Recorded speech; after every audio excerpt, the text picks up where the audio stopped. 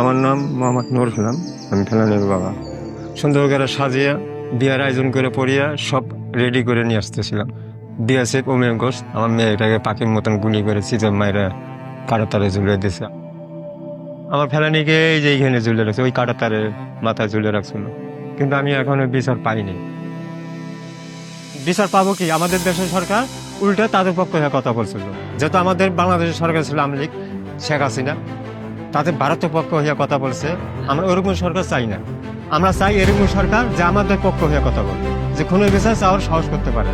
আসেন, সামনে নির্বাচন, ভোট দিয়ে আমাদের ক্ষমতা বুঝে নেন। এই নির্বাচনে কে জিতবে? আমাদের বাংলাদেশ জিতবে, যেটা আমাদের দেশের চাবি আমাদের হাতে। দেশের চাবি আমাদের হাতে। দেশের চাবি আমাদের হাতে। দেশের চাবি আমাদের হাতে। দেশের চাবি আমাদের হাতে। দেশের চাবি আমাদের হাতে।